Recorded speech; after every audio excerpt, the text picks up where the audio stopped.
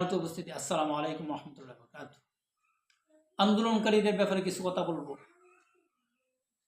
যে আপনারা রাজপথ ছাড়বেন না, আপনারা পেরেশান হয়েন না, দুর্বল হয়েন না।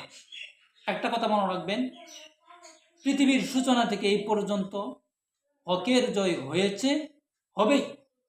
আল্লাহ রাব্বুল আলামিন সূরা আলে ইমরান ৩ নং সূরা ১৪০ নং আয়াতে বলেন, অতিলকাল আইয়ামু নুদাবিলুহা বাইনান নাস, যে আমি বিজয় পালাক্রমে দিয়ে থাকি। আজকে আপনি বিজয়ী হয়েছেন, আর একদিন আর একজন বিজয়ী হবে। এটাই স্বাভাবিক, এটাই কোরআনের নির্দেশনা। একজন বারবার বিজয়ী হবে না।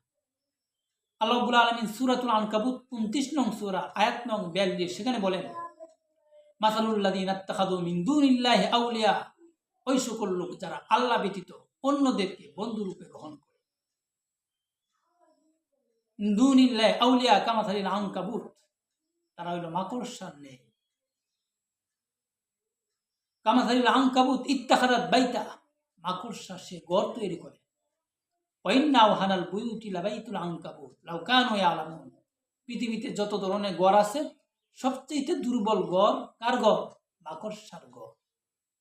আল্লাহ রাব্বুল আলামিন বাতিলের দৃষ্টান্ত দিলেন মাকড়সার ঘর দিয়ে।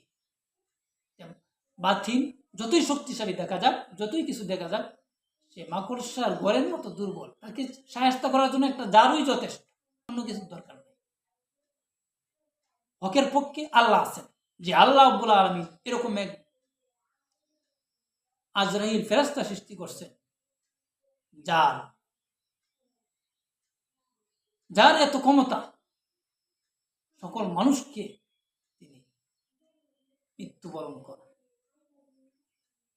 এরকম ফেরেশতা সৃষ্টি করছেন যার ফুৎকারের মধ্যে এত শক্তি, সকল মানুষ মৃত্যুবরণ করে। যার ফুৎকারের মধ্যে এত পাওয়া, আল্লাহ রাব্বুল আলামিন কত শক্তি। এই জন্য হকের পক্ষে আল্লাহ আছে। এই জন্য আজকে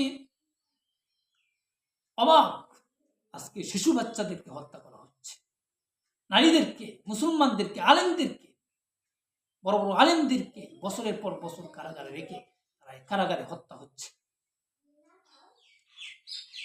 যে শিশুদেরকে ১৫ বছরের নিচে যারা শিশু আছে তাদেরকে আল্লাহ পর্যন্ত ছাড় দিয়েছে, ১৫ বছরের নিচে তাদের কোনো শরীয়ত নাই, তাদের গুনাহ নেই, সেই শিশুদেরকে আজকে হত্যা করা হচ্ছে, গুলি করা হচ্ছে। জালিমের বিচার হবে, বাতিল কোনদিন জয় হয়েছে না, হবেও না।